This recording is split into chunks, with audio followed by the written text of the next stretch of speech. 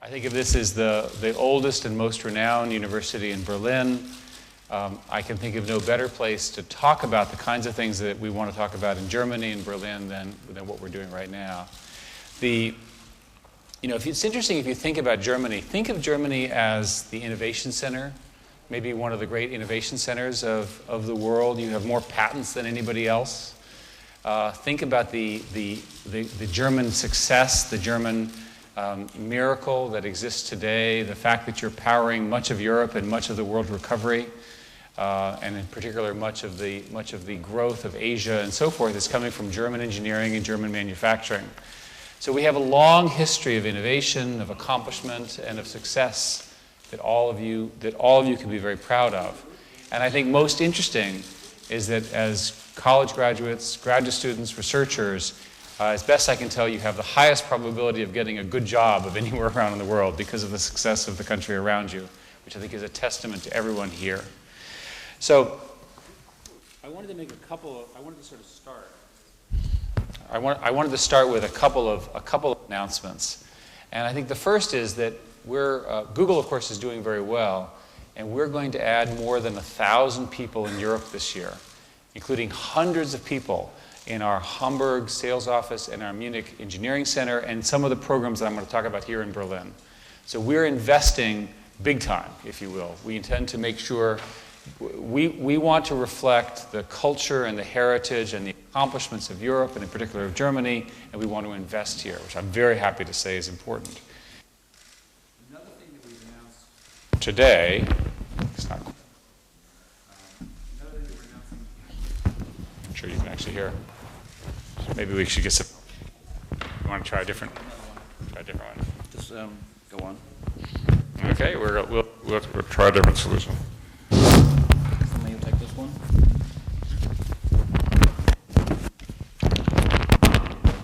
Perfect. Another thing that we're doing is actually announcing the creation of a whole internet and society research. And the idea. Shall I move over here?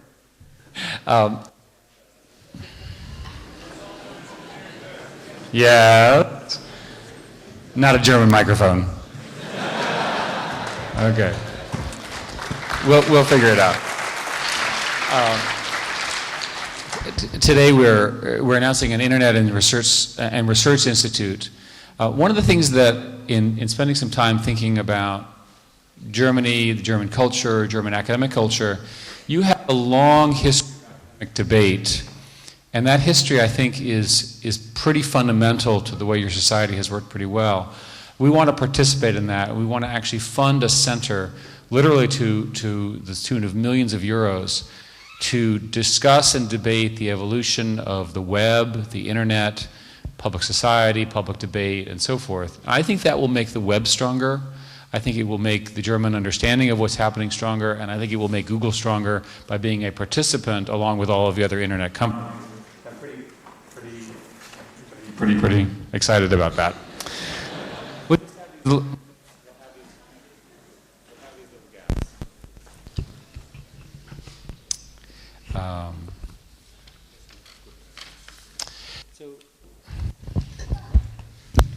Here we go. Should we try a different one? Okay. We're going to try. I guess this one is with a cable. No, I think it's the cable. Let's see if we can shake the cable. More secure. More secure?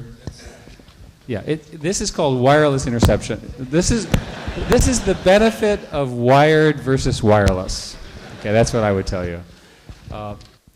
In any case. And then the third thing we're going to do is we're going to announce a 10,000 small business initiative to try to make sure that small businesses here in Germany can take advantage of the internet.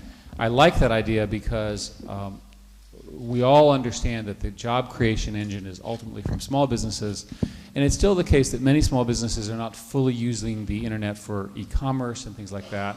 We have a program that we're rolling out here in Germany to do precisely that. And then perhaps the most important thing I wanted to talk about is an announcement of a product called OnePass. We have been worried, as many people have, that it's been very difficult to monetize to sell, to make money from newspapers. What's happened, of course, is the internet has come along, the internet is perceived as free, and people who are working very hard to produce very high quality have not been able to get paid properly. We've tried various approaches, so advertising and so forth, and they don't completely work. They certainly don't work well enough to provide a robust infrastructure, if you will, for comment, for research, especially for investigative research. This is not a problem in Germany. This is a problem everywhere in the world. It's a problem in the United States. It's a problem all throughout Europe. It's a problem in Asia. And so Google developed a product which we call OnePass. And it's actually a technology that allows the publisher to decide to charge or give things away for free. If you want to give things for free, that's great. If you want to charge for the information, you can charge for it on a one-time basis or on a subscription basis. Now you say, well, wouldn't it be great that everything be free? Well, of course, I love free too, but the fact of the matter is there are things which are very much worth paying for, and we've learned that people will pay for them for the same reasons that they'll pay for newspapers and magazines and so forth and so on. And so we built a system and that we're in fact launching here globally from Germany, here in Berlin for the first time, that allows you to do this for all of the content that we care about. That literally anything that people would like to charge for, give it a go, give it a try. And what's interesting is it works with existing print publications. So if you already have a newspaper is very important, you can add this to your newspaper subscription approach and everything works. And more importantly, the publisher is the merchant of record. We don't keep that information. We don't prevent you from knowing, if you're a publisher, who your customers are, like some other people. So all of a sudden, right, we've got a very different approach, very publisher-friendly approach, and we basically don't make any money on this. We do it as a cost basis. We make our money on advertising, of course, so don't worry about us. Now, the most important thing is to get money to the people who are producing the high-quality content, because the high-quality content is what you're going to the web and what you're going to your mobile devices for in the first place. What I'm particularly pleased about is to say that there are 3 significant publishers here in Germany who are participating and, in fact, announcing this with me. They are Axel Springer, Focus, and Stern, some of the major magazines and newspapers here and publishers in all of Germany and with a global, in fact, a European role. So thank you so much for the 3 of you for helping us work so hard to do it, and they're right here in front of me. So thank you.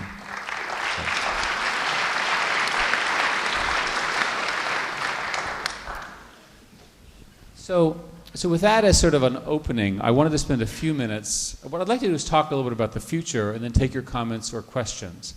And I'd like to start with the observation that people are confused about the internet. They somehow think that something bad is happening, when in fact I think something extraordinarily good is happening. And when I look back at what has happened in the last decade, the tremendous number of this and that and all of the inventions, I see a very, very good set of accomplishments, and I'm very proud of having been part of Google during that period. And again, looking forward in the next decade of mine at Google, it's going to happen even faster. Even more things are going to be happening because of the scale and the platforms that we have now articulated. And what's interesting is people are beginning to understand the pervasiveness of this. Here's an example. This is a quote from Joseph Scarborough, who's a columnist. He talks about a world where computers offer a cold substitute to human contact.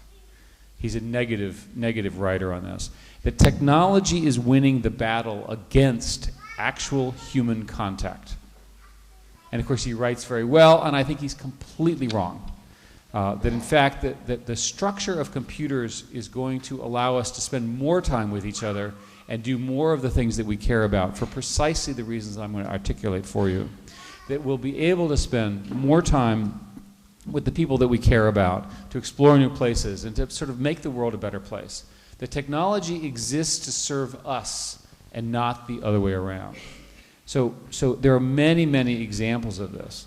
A most recent example, everybody knows that in the last few weeks there's been an extraordinary revolution in Egypt. And during the revolution, the government did something that was unprecedented. They tried to turn off the internet. Big mistake. Don't do that. And many, many people complained. One of the things that we at Google did, working with a number of our friends, including Twitter, is we put together a speak-to-tweet program so that if you couldn't get on the internet, you could call on the phone and you could say what you wanted tweeted, and we would tweet it out for the whole world to hear. Right? Simple. Easy to do. And what's interesting about this is not some idea that the senior executives at Google had, and we didn't sort of say, people just did it. It was just their idea. They just said, let's try this. And it's an example of the power of our culture and the power of freedom and the power to be heard is so pervasive. What's interesting, by the way, is that particular tool was built by 2 engineers in 1 weekend. That's power. That's impact. And of course, everybody knows what's going on now. Hopefully, a transition to a much better and more peaceful lifestyle for all of the Egyptians. What's interesting about transparency, and Europeans understand this particularly well. The European Union has made millions of documents available through the public through something called the Open Data Network. And again, you can now search and try to understand what they're up to. And if you don't like it, you can criticize them. And furthermore, you can see if they then respond to your criticism or not, right? But transparency gives you that power as a citizen. It's very fundamental to how democracy, at least in our view, work. Another example. This is another very interesting trend. There's a company called Ushahidi that's a website. They started off monitoring things going on in the Kenyan elections. It's 2008. Very, very clever people. And what they do is they track what happens and they crowdsource the results. So they don't rely on what they see. They ask everyone, you tell us what's happening over here, what's happening over here, what's happening over here. This principle of crowdsourcing gives us another way of seeing what's happening in the world that we could never do before. Real-time modern reporting. So we did this in a different context in the 2010 Haitian earthquake, a terrible, terrible thing.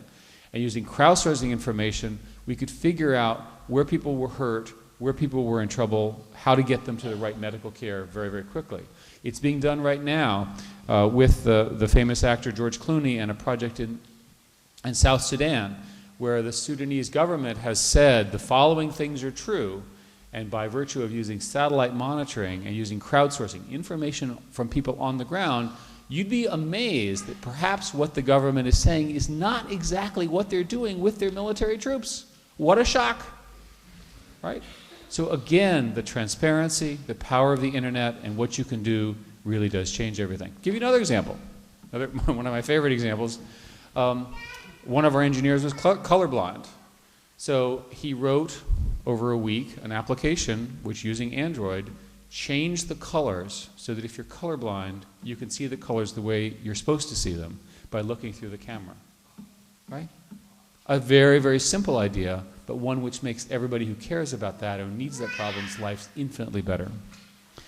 So what is happening here? Why is this happening so fast? I guess this is one of the questions.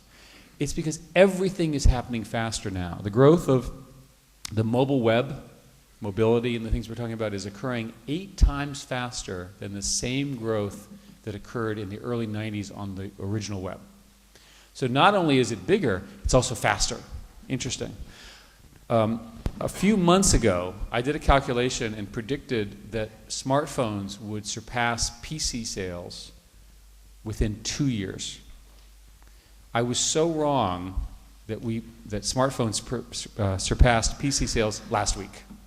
So much for me. It's happening faster and faster and faster. Now, why is this? Because the utility is so great, and there are many, many examples. The smartphone shipments grew in the fourth quarter of 2010, 89% year over year. And here in Europe, the smartphone market, you are the most mature smartphone markets. The Europeans always ahead of everybody else. Always, always ahead of everybody else in smartphones, continue to do so.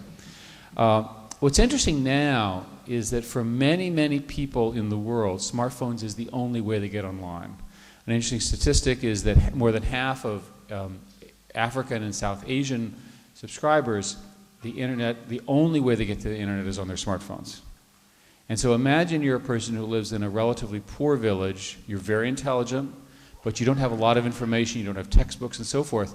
How important is your phone? You think your phone is pretty important now.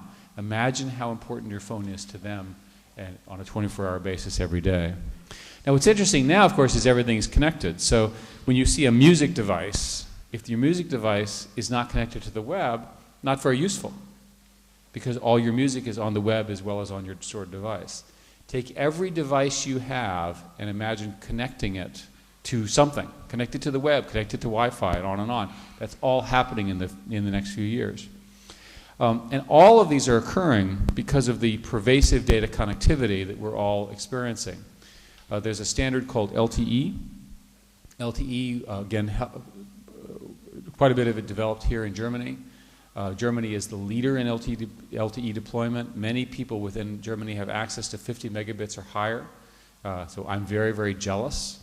You're seeing this in other countries. Australia, a country which has always been far away, has decided that 93% of the people in the country by 2018 should have 100 megabits or greater. It's become a public policy under the new Prime Minister. The other 7% will have to make do with 50 megabits. The European Data Initiative, the European leaders that you have in Brussels have announced that it is a right or a goal or whatever you want to do it, that by 2020, at least half of Europeans will have access to 100 megabits or greater in terms of connectivity. At 100 megabits, the distinctions between television and radio and HD television and all those things, they all go away. It all just becomes content on the same pipe, or whether it's your tablet, your mobile phone, your television, or whatever. So in one generation, all of the distinctions, all the differences that we've grown up with go away because of the pervasive nature of all of this technology. What's interesting is that 98% of all the world's mobile providers now offer at least 1 megabit. So I give you statistic after statistic to say that this is a phenomena that touches all humans, not just Germans, not just Americans, not just Europeans, not just the Asians, and it has a lot of implications. One of the things that I'm most interested in is, what will all these people do when they get online? Will they behave the same as we do, or will they behave in some different way? I don't know. Now, what's interesting about this phenomena is you have the phone phenomena, which I've already talked about, and you have the network phenomena, and you have one more. You have cloud computing. And cloud computing is the term that's used for these large server farms, of which Google has many. And these servers are used to do interesting things. So, typical example, when I was last year in Berlin in September, we actually showed for the first time, I believe in history, phone-to-phone translation from English to German to English. And we had Kai, who's here where is over there, talking in German to his friend who is in English, and they were trying to buy shoes. And one would speak in English into the phone, and then the answer would come out in German, then the German would speak in German, and the answer would come out in English, and it was good enough. Now you sit there and you go, okay, that's pretty good. How do they do that? The language is translated into bits. The bits are shipped over the network. The computers translate the bits into essentially text. The text is translated from one language to another, and then from the other language's text is turned into a voice synthesizer and comes out as German. All in 1/100th of a second. But most importantly, it will eventually work for 100 languages by 100 languages. So it will be possible to literally speak to pretty much anybody in the world. You may have to wait for them to finish and not interrupt them, because the translation takes a 1/10th of a second, but the fact of the matter is we've dreamed of this, and now this technology is possible. Another example, you can say today, you can say in Android, you can say, how do I get to Museum Island? And it would say right back, in German, it would translate for you, and then you could play that to the local policeman who's busy asking you why you're lost, which happens to me. Or you could say, you could take your menu and sort of point your phone at the menu, right, in German, and it will translate it into English if you're me and you don't speak good enough German to actually understand what the menu is all about and discover that you're ordering calf's liver, or something exciting. There are lots and lots and lots of examples. Other examples, what are, we're digitizing the 2,000-year-old Dead Sea Scrolls so that you can see them without having to go visit the Dead Sea. When I go to my laptop, I can visit the ruins of Pompeii. I mean, on and on and on and on. I can go, we have historical imagery from Berlin from roughly 1945 on. If you take your satellite photo, you can actually dial back in time to see the recovery and rebuilding of your beautiful city and see what it was like over and over again and on your mobile phone. Pretty interesting. So this concept that I'm talking about is not a new concept. Bill Gates talked about it in 1990. He said that information is at your fingertips. All of the information that somebody might be interested in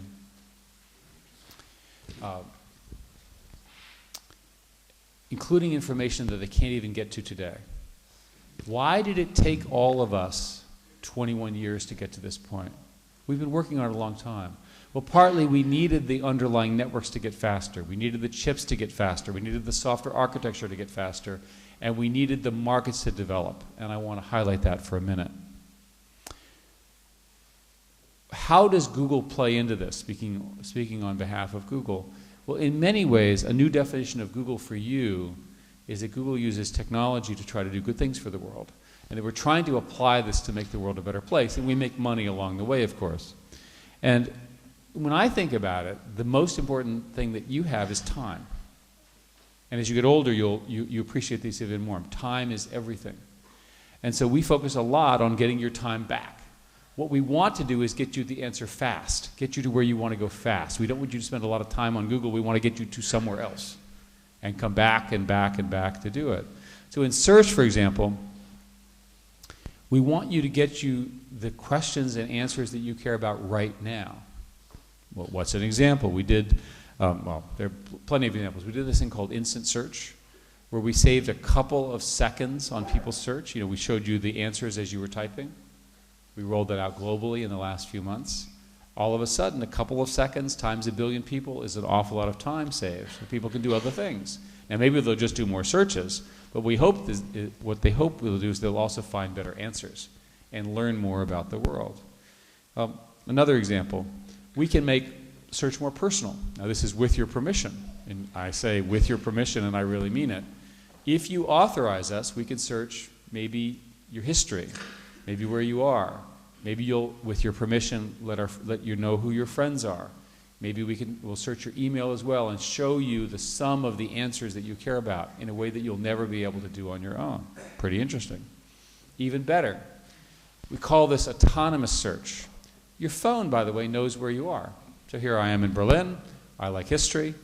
Right? I'm walking down the street. Why is the phone not working for me? It's not doing anything else. It's just sitting there. So why don't we instead have the phone go and tell me what the history of each of the buildings is as I'm walking by, or the equivalent thing that I care about since it knows a little bit about me. There, the search is not just the text, but really the place. And if it knows what I care about and it knows where I am, it can be generating things that I might be interested in. Pretty interesting idea. So all of a sudden, search becomes autonomous, personal, and very powerful. I mean, in my case, I happen to like planes, and so it turns out that you have, you know, there's literally a museum down the street here that has a particularly interesting jet called the Hansa jet, which I was interested in learning about, and a particular starfighter that's on display. Right? So these are the sorts of things that I care about. You would care about something else. Search is also moving from understanding text to meaning. So when you say, for example, what's the weather like, do you mean, should I wear a raincoat? Or are you saying, should I water the plants? So all of a sudden you have two choices, and we can help disambiguate that. Now in the mobile area, which I've highlighted a lot, the scale of mobile is so large that it's hard to describe how much is going to happen over the next year. If I were you setting out in what I was doing, I would focus on mobile first. Because mobile is where all the new applications will be. It's where all the new and interesting applications, solutions, and creativity will be applied, will be in mobile of one kind or another. So for example, Android, which is our version of the operating system freely available to operators, sells sells or is activated more than 300,000 per day. Again, that number is growing very rapidly. And we have roughly 27 OEMs, 170 compatible devices today, 169 carriers, and 96 countries. The number of searches from Android searches in our world grew by a factor of 10 in the last year. Now, we give the operating system away, and of course the way we make money is through advertising. And so, trust me, it's a good business deal for us to do this. But from your perspective, having that broad platform enables you to build applications that other people would never have thought of. New discoveries, things that I would never even think of. We have a browser called Chrome, and I'm going to talk about this to highlight another development in the web. It's called HTML5. There are people here who've been working in HTML5, so you know the technical details as well. For those of you that don't, HTML5 is a new standard for the web which will allow you to build applications like those that you find on a personal computer, but web-based, but with the same power and the speed and the graphics that you have on the web, that you have on PCs. So all of a sudden now, you're going to have these mobile devices, which are ubiquitous with their location and so forth, and you're going to have finally a powerful web architecture, if you will, a web operating system for which you can build applications. The sum of the two, plus cloud computing, is the necessary platform to build everything above it. And we at Google and everybody else are also pushing very hard on this. And my suspicion is that the next interesting startups, the next interesting new companies here in Berlin and Germany and Munich and so forth, and the other technical centers will all be based on this underlying technology that's rolling out literally right now. What's interesting, and I don't talk about this too much unless you're interested in it, is there's another complete component to what we're doing, which is making money for the developers, making money for the publishers. We already talked about the News Pass, but ultimately people have to be paid. You have to pay their salaries, you have to pay for the data centers, you have to come up with some way of making money. And applications developers understand this, and indeed Google is one of the companies that provides a lot of revenue to support mobile applications through some acquisitions that we did. But the core message here is that, for example, YouTube, now 35 hours of video uploaded every minute into YouTube. We've also now developed advertising tools and other tools that will monetize YouTube. So now we're getting professional content to come to something which was originally just user-generated and just free. We have a similarly good solution with respect to display ads. Display ads are the ads that move a lot, and all of a sudden you can now advertise with movies, you can show little snippets, you can have highly personalized ads. So where does this all go? For the same reason that search becomes more personal, advertising becomes more personal. You're much more likely to respond to an ad that's targeted to you, that's about something that you care about and that you're ultimately likely to buy. So if you're a person who lives in a city and you'll never drive a car because you don't like cars, it makes no sense to show you a car ad. But if you're in Germany, well, you're going to want a car ad. You get the idea, right? So it depends, and we have the capability now of targeting. Or if there's, in the case of baby diapers, it makes no sense to show a baby diapers ad in a household that has no baby diaper children. So the fact of the matter is, we can target now, and the more efficient the ad, the better the return on investment of the ad, the more likely the advertiser is to achieve their objective, which is ultimately to make money. And that money is needed in order to drive the economic engine that we all care about. So the underlying point of all of this, and I'll finish this up by making some observations, is that this is the greatest disruption that we've seen in perhaps 100 years. It's on the level of, for example, the invention of electricity. That's how powerful this is.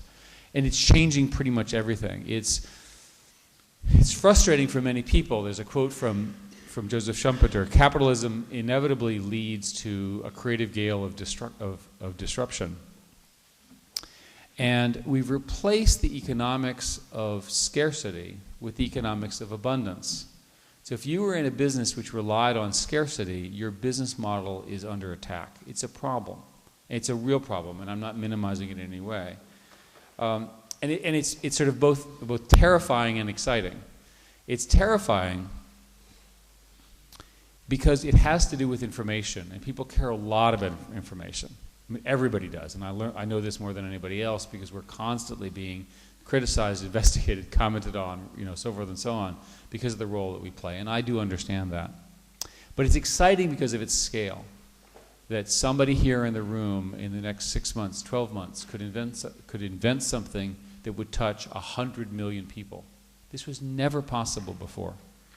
But because of the pervasive nature of the internet and because of the pervasive, if you will, the technology reach of the things that we're talking about, it's actually possible for you to do this. And you see this in the success of new companies that are springing up left and right. So when we have these debates, the debates about privacy, the debates of security, the debates of my identity, who has rights, things, understand that these are debates that are really about how society wants to approach this completely new technology. What norms, what roles, who has the power, who has the transparency, who gets to decide. And these are all part of how society will organize it, and we'll obviously participate as best we can. But for me, when I look forward, I see a much, much more positive future as a result of all of this. When I look over the next sort of near future, I see this coming together in many, many ways that will affect all of us. It's interesting that there's a quote, again, another quote from, this one is from Ray Kurzweil. Our intuition about the future is very linear, but information technology grows exponentially. That's why we're always surprised. We're always surprised because of the compounding. And I'm telling you, I've laid out the argument that with the growth of mobile, the growth of cloud computing, the growth of these networks, you have an exponential explosion of creativity, of change, of disruption, almost all positive, literally right in front of us. Now, why do I believe this? Well, to some degree, I have the optimism of a computer scientist because I believe that information can help solve a lot of problems, and computer science is really about that. I think computer science can help about global warming and terrorism and financial transparency because these are information problems. And so by applying some of these principles to some of these very, very real problems in our society, we can actually get them fixed, right, and address them in one way or the other. So imagine a future now of all of this when we're all in this, and it's a pretty near future. I would start with the observation that you'll never forget anything. Not because you won't forget anything, but because your computer will remember things for you. Again, with your permission, your computer will remember where you were. Of course, it remembers all your pictures already. And again, with your permission, it will tell your friends what you're up to and remember where they are too. So I, who like history and like to travel and so forth, it will remember where I was and where I stayed and whether I liked the hotel and so forth and so on. It will serve as my memory because my memory is not perfect, but the computer memory always is. Computers do what they do well. Humans do what we do well. Another example is I'm never lost anymore. When I was a boy growing up in Europe, I got lost all the time. It was great fun. You'd eventually have to ask for directions or get a map. Here, it's very hard to get lost. You actually have to turn off your phone. And you'd never turn off your phone, especially when you're lost, right? So you're stuck. You can never get lost. In fact, we'll know, because of GPS technology and others, we'll know where you are down to the foot or the meter or the centimeter, whatever measurement system you care about. The point is, your phone knows where you are. And unless you turn it off, you can't get lost. Another example. People who love the earth can love it more. All of us understand how important the earth is. With the technology of maps and Google Earth and the modeling that we're doing and so forth, you can now understand the dramatic changes that we are making to our planet, some of which are irreversible, some of which are reversible.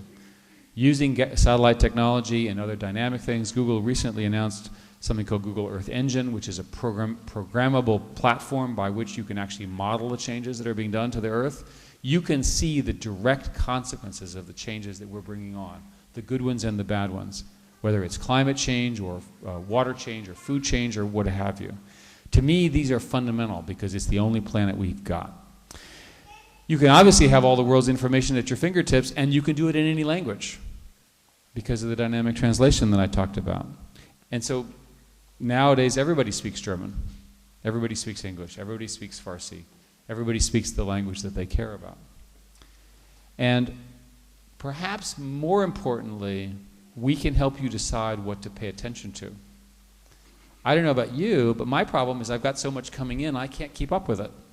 right? In between email and phone messages and texts and Twitters and all of the status updates on Facebook and all of the information that I see in my normal web use, I don't know how to spend my time anymore.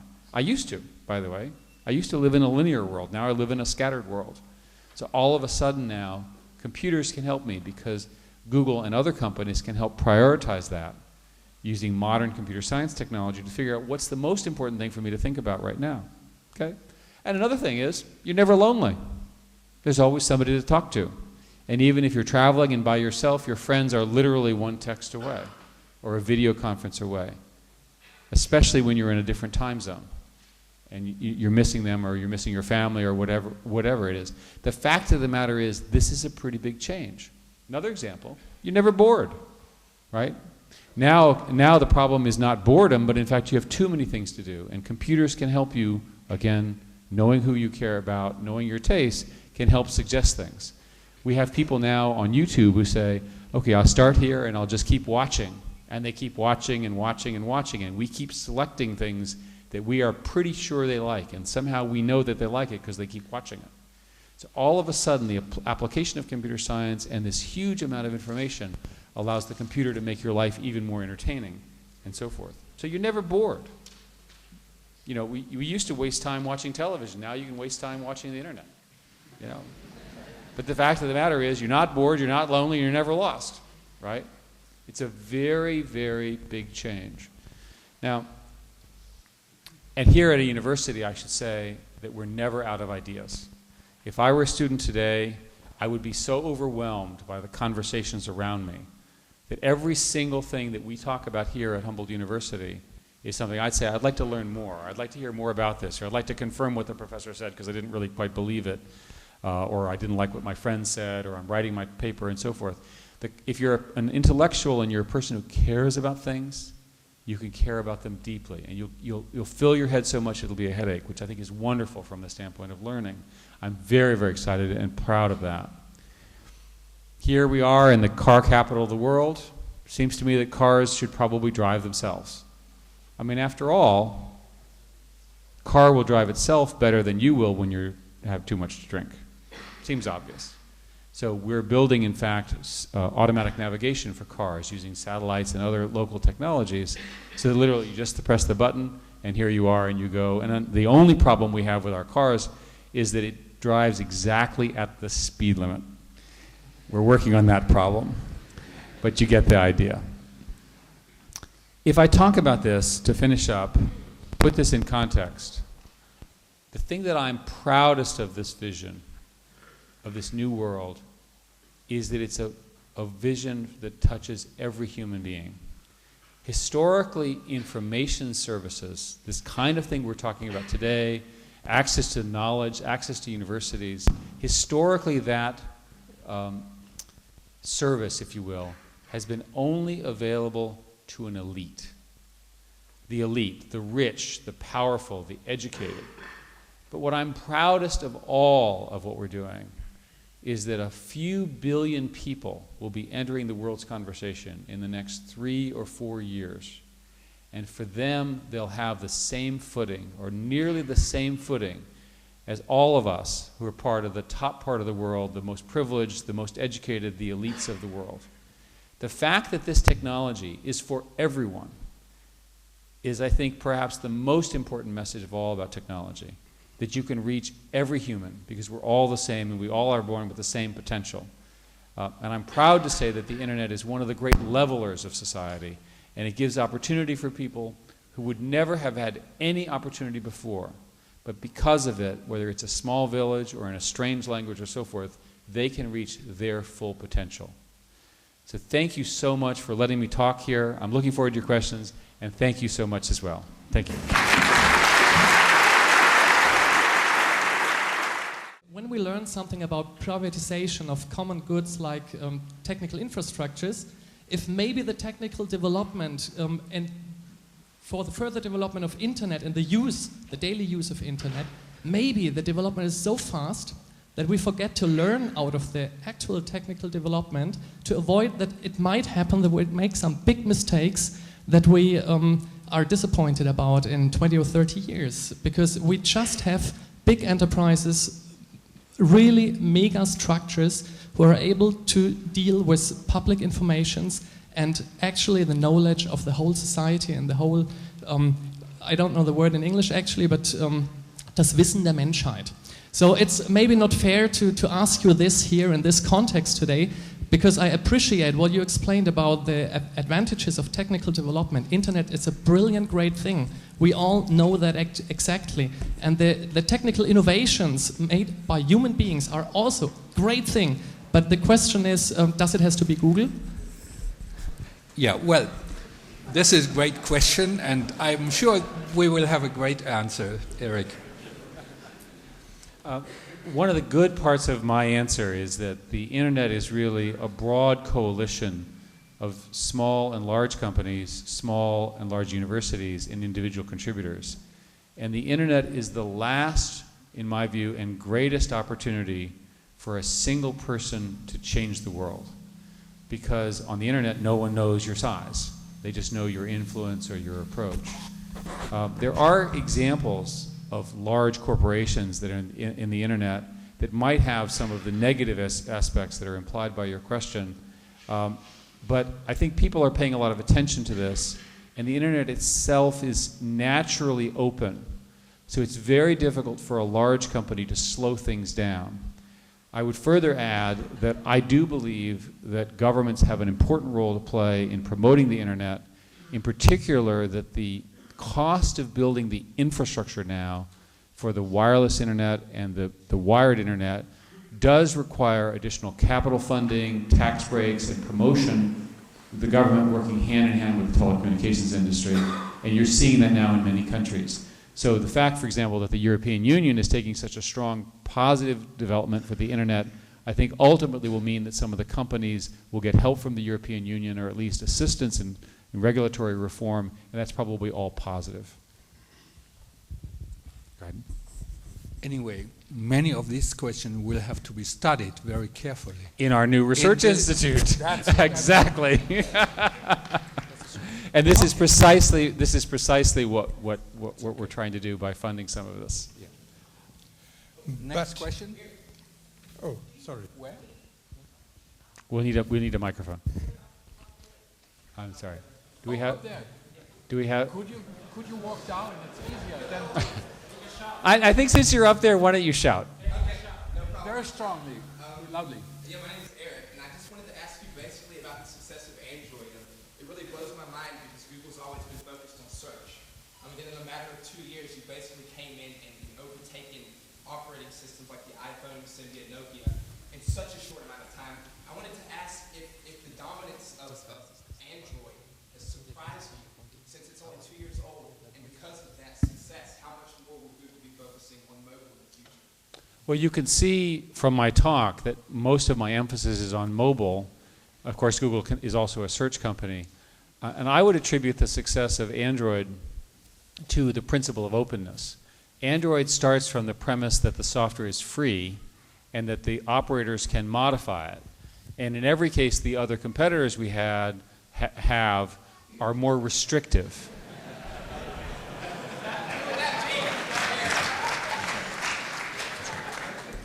So Sigmund Freud was present for a second. Oh, we have the gentleman next to him has a question. I love this, having them shout questions. Okay. We'll have this and then we'll come back here. Yes, Another sir. question, short. I saw you last time on TechCrunch's Rock, and you showed a new Android phone with NFC, Yeah, right? Okay. I just wanted it's the same phone. Literally the same phone. I just wanted, have you got one for every state over here? They're coming here, but unfortunately, you'll have to pay for it. Oh, okay. Next question. But it's not expensive. There is Osvaldo Saldias.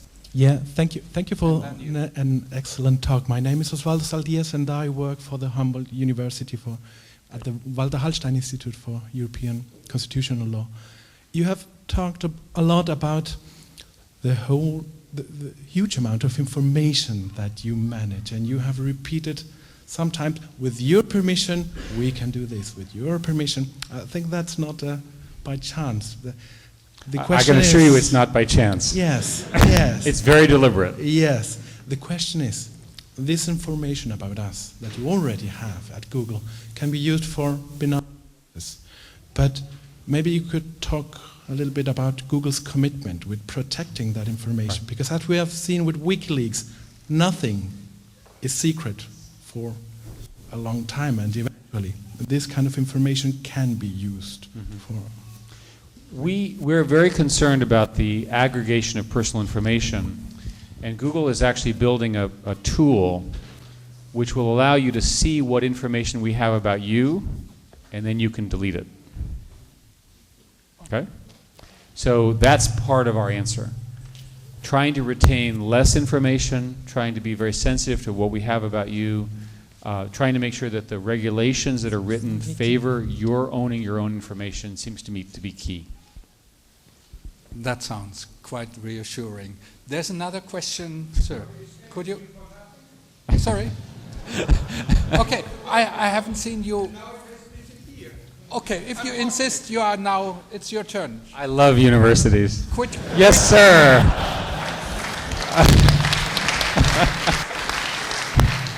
Must be fun to work here.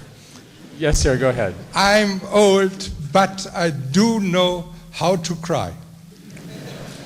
So, I was really happy about your sentence to translate 100 languages into 100 languages. You may see from my gray hair, I'm not the youngest person in the room. Wait a minute. Yeah. You get it now? Sorry. Yes. Thank you. And just for fun, I'm following now a Dutch course in translationship. And tomorrow, as every student, we are working just for the minute, so I have to translate 6 pages. No difficulties. But I will give you an example about these 100 languages into 100 languages. 2 years ago, I was writing to the Chinese embassy about an egg slicer, which was not constructed very well. And this same model I came across 10 years ago in Bulgaria when I was lecturing there. So I wrote it to the embassy, got no answer, but that's their point. And a friend of mine said, I have here now a good translating program, just give me a German sentence. I said, I have no sentence. But then I remembered I have wrote to the embassy. So we gave in this word, and it was in a sentence, egg slicer. That the egg slicer wasn't working very well in German. Der Eierschneider arbeitete nicht richtig. And the next point is very difficult for you to understand because I is egg. But if you have a bicycle and the wheel is not working very well, we have the expression, das Rad eiert. And then to slice, in this case, the program thought, oh, that was a person. Ein Schneider, a tailor. So what was coming out of this program? A wobbling tailor. Yeah. Okay. And last week we were demonstrating some translating program at the other university. Dutch in 2 different languages. And don't ask me about the nice sentences I came across there. Fine, thank you very much. I'm sure you will have a nice answer now.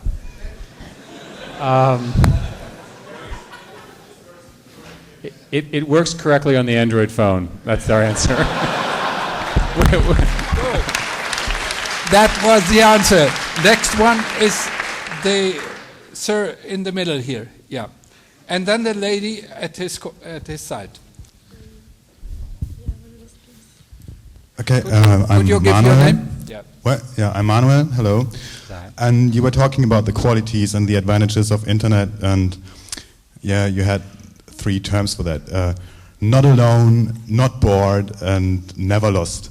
So it sounds a bit as if the whole thing is there to take away burdens from us. You know, we don't have to look on our own. You know. The machine is looking for us. We don't have to drive, the machine is driving. all that stuff, you know. So You can still drive if you want. yeah, sure. Yeah, but there are so many things that can be taken away from us, you know. It's so convenient, you know. So I wonder if you have certain qualities and advantages in mind that remain in the human being that you think worth of being educated and multiplied and all that. So my feeling is that over the next decade, people will get better at doing what people do, and computers will be better at doing what computers do, and they will recognize that they're different. The computers are not going to be the same as people. It's important to say this right up front. The computers are very good at doing needle in a haystack problem. So you have a billion things, a computer can find the one thing that's different or special. And of course they have perfect memories. Humans have neither of those two. What humans have is intuition and judgment and fun and enjoyment and leadership and scale of humanity. Creativity in a way that computers will not have for a long time. They may eventually have them. You know, you never say no. But I think for the next decade, what the computer and what Google do is they free you up to be more human, right? To do the things that you care about. Now, if you like to mow the lawn, right, you can mow the lawn, or the computer can mow the lawn for you. It depends, it's your choice. Right. Yes, ma'am. Thank you very much. The lady here, could you give your name? Sure. I'm Mary. I'm a Fulbright Journalism Fellow. I have a question about OnePass. Regarding user data from that, what will Google be taking from that? What will the publisher be taking from that? Is there anything that either one will have that the other won't have access to? And then my last question is, which U.S. publications are on board with OnePass? You'd mentioned the German ones, but if you could mention U.S. ones, that'd be great. Well, we've announced the German ones. We've not announced any U.S. ones yet. We wanted to announce first here in Germany. And information, we're passing all the information to the publishers, and then they do whatever they want. We retain it, but it's their information, so we don't use it without their permission. So again, we're very clear that this is a publisher product. So publishers have to give you permission to use it? That's correct. So thank you, sir. Please. Yeah. Okay, thanks. Hannes Klepper. I have a question also sort of coming back to what you said earlier, when you said, yeah, the internet won't forget, and also I want to sort of problematize that a little bit. I mean, on the one hand, obviously it's advantageous to always have everything at your fingertips, and I mean, I do appreciate that a lot, and I use it every day. However, there might be certain problems that arise from the fact that we don't forget anything, that no one else ever forgets anything, about us, for example. And like when you were a teenager. For example, I mean, it's not just a party pick, you know, that, you know, you're drunk and dancing on the table, but I mean, there can be things that go way beyond that, systemically, as well as sort of on an individual basis. I mean, some things you might want to forget. And yeah, I mean, I'd be curious whether you could say a little more about how you see this. I mean, I could come up with various examples, but I mean, I'm sure you know all of those. I'd just be curious to sort of get some more of your thinking on these matters. Thanks. Mm-hmm. Thank you very much. Well, it seems to me that society will adapt to the fact that everyone has pictures of their high school behavior when they're adults. When my generation was in high school, there weren't pictures published online because online didn't exist. And society, I think, will adapt to this broad, if you will, knowledge of people's pasts and so forth. And there are many benefits to that. You have a collective memory, you can answer questions, and so it's always a balance. It's a balance of rights. But the fact of the matter is that since computers remember everything, a photograph that's posted will be posted forever. And I think society will adapt as appropriate. I don't think there's anything that you or I will do that will fundamentally change that. It's just too natural for people to be doing this. And indeed, you know, cameras, you'll be able to take cameras, the camera will automatically upload to YouTube or photographs or Facebook or what have you. I don't think it'll change. Thank you very much. There is the next question in the middle of the room. Hello, my name is Marius Köhl. I've been studying physics at this university. And what I want to say goes a bit along with the lines what the man over here has been saying. Because you were proposing that a lot of our functions as humans will be externalized to some technological contraptions that tell us what we might want to do next and so on. And I think it's an important philosophical question to think about what qualities of ourselves we want to have externalized to technology and which we don't. And I, as a person, I define myself a lot about internal dynamics that guide my external behavior, and these dynamics are a bit opaque to myself and opaque to the external world. And I like to have it like that, and that's why I'm a bit reluctant to open up to these technologies, because I rejoice on my autonomy and my chaotic autonomy as a human being. Said like a true physicist, yes. So open. Thank you for your question. So a couple of comments. I think our principle is that you get to choose. And there are some people like yourself who are more self-identifying. You think logically in your own way, in the opaque way that you described, and you make your own choices. There are other people who are much more fluid in how they make their decisions, and they're much more social in those aspects. We want to be able to serve you and them as well. And there's nothing wrong with either model.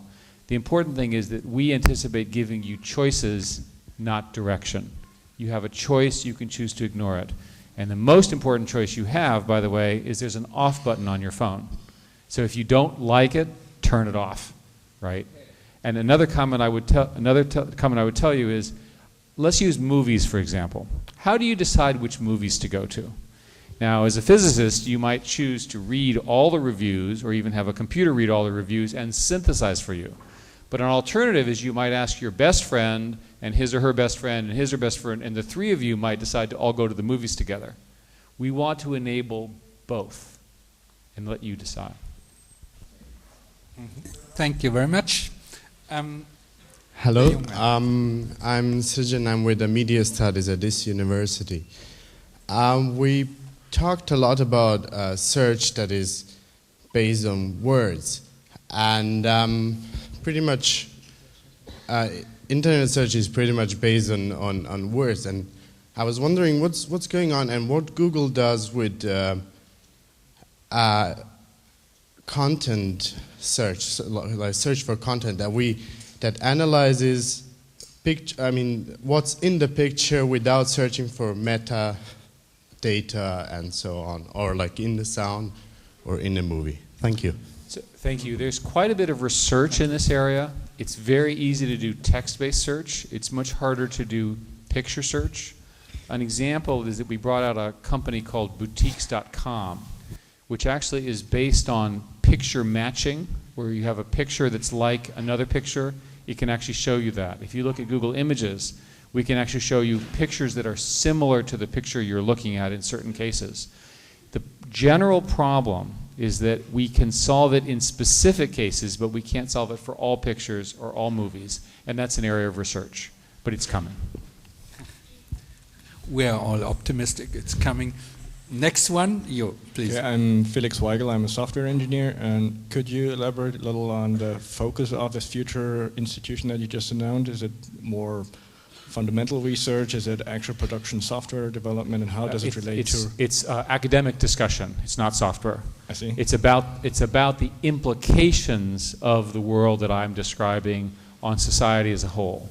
How does the web and how does German society, how does German academic work, how do the universities, how does all of this change? Your opinion about privacy, your opinion about society, your opinion about the role of yourself with respect to your peers in a world where you're all interconnected. Exactly the questions we're discussing now, which I think are excellent questions, are the focus of this. I don't necessarily know the answers. We should have a research institute that brings the smartest people in the world to talk about it.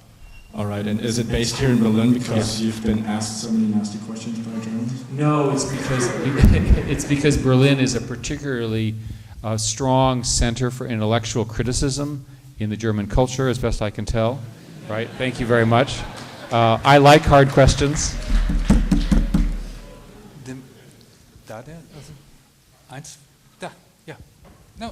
Okay. Let her speak, and then you Hi, show your hand, with okay? Naomi Kresge with Bloomberg News. Just a question about the one-pass fee structure. Is it true that Google will be charging 10%? And what sort of revenue expectations do you have? I think that's roughly true, and that roughly covers our cost. There's no revenue goal associated with this. We're doing it as at our own cost. Our intention is to make no money on it. We want the publishers to make all the money. As I said, we make money on advertising, and we make plenty of money there. That's a fair share. Please, sir. My name is Georg Mansberger. I'm a professor of media studies, and I was also very interested to learn about your announcement of the institute. And maybe you can elaborate a little bit more on your plans as to what partners will be involved and what kind of schedule you have in mind until the institute will be open. We're going to start this year. We're trying to figure out who the partners are. We'll obviously be working with this university and others. Okay. Yeah. Great. You already knew this. Yes. Sir this is why I'm here. Yes, sure. Thank you. Ja, mein Name ist Michael Servatius, ich bin Student hier an der Universität und ich würde auch als erster gerne das Angebot wahrnehmen und die Frage auf Deutsch stellen und würde dann bitten, Sie, Herr Professor Pernice, das vielleicht zu übersetzen. Ich würde die Frage, wie von Herrn Schmidt angeboten, gerne auf Deutsch stellen. Und zwar ist meine Frage, bei all den Vorteilen, die Sie jetzt geschildert haben, es ist ja auch schon in ein paar Fragen angeklungen, die bürgen ja allesamt auch große Gefahren in sich. Und meine Frage ist, wie Sie als CEO von Google, einem globalen Unternehmen mit einer Vorreiterrolle, auch nicht nur für den Einzelnen, sondern auch für die Gesellschaft sich in der Verpflichtung sehen, die Gesellschaft zu schützen. Ich meine, was heute Innovation ist morgen schon ganz normal. Und da muss ja nicht nur der Einzelne, sondern auch die Masse eventuell vor geschützt werden. Und ob Sie da auch Google in einer Verantwortung sehen, das ist meine Frage. Thank you. So we have taken, and I appreciate your question, we've taken the position that we serve the consumer, and we tend to make decisions based on what we think is in the best interest of the customer, and not necessarily in the best interest of the advertiser, the publisher, the partner, what have you. So we're willing to focus on end user, as best we can tell, what produces the best answer, the most thorough answer, the most informed answer, and that's been our principle. We've tried to not make judgments about what people do with information. We don't say that that's good information or bad information, you shouldn't be looking for that or anything like that. So we've tended to take a pro-consumer, put the user first, and then allow the society as a whole to determine what appropriate user behavior is. I do believe we have a moral responsibility to help, and we're trying that in many ways, including the Institute and other things that we're doing, the recording of historical art, many other things to try to improve the quality of information in the world today. Thank you very much. I think there can be one or two more questions. Okay. Please, you get the microphone. Yeah, my name is Bernd Weismann, Federal Minister of Economics and Technology in Berlin. My question is, you announced this new product for the publishers, One Pass. So I see it like a helping hand to the content industry. What's about a helping hand to the telecommunications industry, and what's your view, how will be interests between in the triangle content industry, service involved in the future? Will it be only by market need a new common framework for this? We're trying to work with both the content industry and the telecommunications industry because we are very dependent upon both. I exactly agree with what you said. If you think about it, if we don't have high quality content, the things you look for on Google will not be very good, it will be bad for Google. And we are obviously dependent upon telecommunications because the both wired and wireless infrastructure, the internet, is what we operate on. It's complicated to know what to do about telecommunications because on the one hand, the telecommunications industry is under huge change. As voice goes down, people are only using wireless data. And we would argue that people are there's a lot of growth in wireless data and wired data precisely because of what Google is doing. So they depend on us, but we obviously depend on them. We've done a number of things so far. We will, for example, do search partnerships where we will share in search revenue with a telecommunications partner because they're bringing us the customers. In Android, our Android phones sense how busy the network is, and they use sophisticated algorithms to try not to overload the network. In a future version of Android, we will have a 2-speed system so that you can actually say, this is not very important, so don't put it on the wireless network where I have a cap. Put it on a slower network where there's no cap. We're also adding the capability to turn off parts of the operating system that are using a lot of bandwidth if you're being charged for it and you don't want to. So out of that, I think there will be a set of outcomes that will at least delay some of the problems. I do want to say that I am worried about running out of wireless bandwidth. That if you look at the explosion in iPhone usage, which is, again, very good for everybody, very much affected the AT&T network. They had an expansion of about 10,000 times more data traffic than they expected, simply because the applications were so popular. We would expect this problem to occur in pretty much all of the wireless networks. So anticipating that, designing for that, making better applications that don't waste bandwidth, I think is a big challenge. And I think we can overcome it, but it's coming. Thank you very much. No. Hello, my name is Andre Diener from Cisco. We have worked with you last year as well regarding Google TV. Yes, thank you. I have heard a little bit less in a moment regarding this stuff, and I would be interested, what is your view on the video communication development? Because this is something that's coming on with iPhone, with FaceTime and so on. What is going on your side? And in a moment you have 2 screens in a moment, with a PC, with an Android phone, and certainly as well with a Google TV. And what is your view on this kind of development, and as well related to this institute here? Well, first place, the institute will sort all this stuff out, tell us the answers.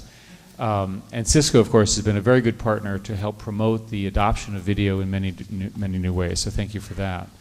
From a Google perspective, we are a large purveyor of video in the form of YouTube, and Android will have significant video capabilities similar to FaceTime, et cetera, et cetera. So all of that, I think, is fine.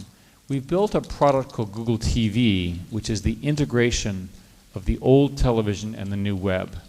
And it's quite powerful and quite frightening to many people because it changes the definition of television so that you can have the computer and the television literally in one box, not 2 separate boxes.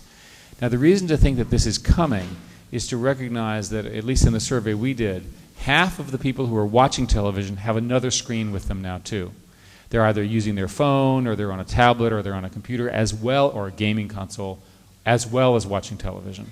So there's every reason to believe that the conversion that occurs as the web and the television merge to some degree.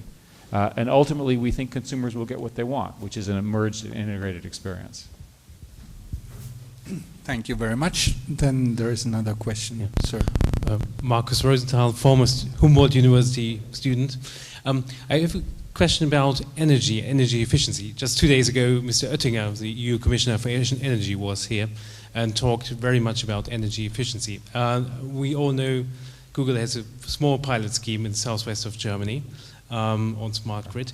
I just wanted to know how will Google in future contribute to energy efficiency of the World Wide Web, networks, etc.? Well, I should start by congratulating you all for having led the world in energy efficiency, especially in places like solar, which is not exactly what I would have expected. And it shows you that a strong industrial policy, an informed awareness of the dangers of climate change, and very good engineering really have produced a phenomenal outcome here in Germany. It's something which I admire. From Google's perspective, our contribution is mostly going to be on information, not on the energy technology. We have a set of pilot programs. We're doing some work in various forms of solar and solar water heating and things like that, which I won't go into, but these are largely in the research stage. Our big contribution will be in greening our data centers, which we're doing as well, and then having Google technology be used to help you manage your energy use with smart meters, with better integration with the power systems, with more dynamic lighting and things like that. Because Google has such a broad information role, that's probably where we can have the biggest impact, and I'm very excited about that. It's obviously incredibly important. So I guess that we could have hundreds of other questions and answers, but I'm afraid I got some signs from your team that this is now finished and that is the end. And that's why I would like to, in the name of all of you, I hope, to say thank you very much indeed again to Eric Schmidt. This is a lot of fun. And thank you so much. It was wonderful, wonderful speech and event. Thank you very much.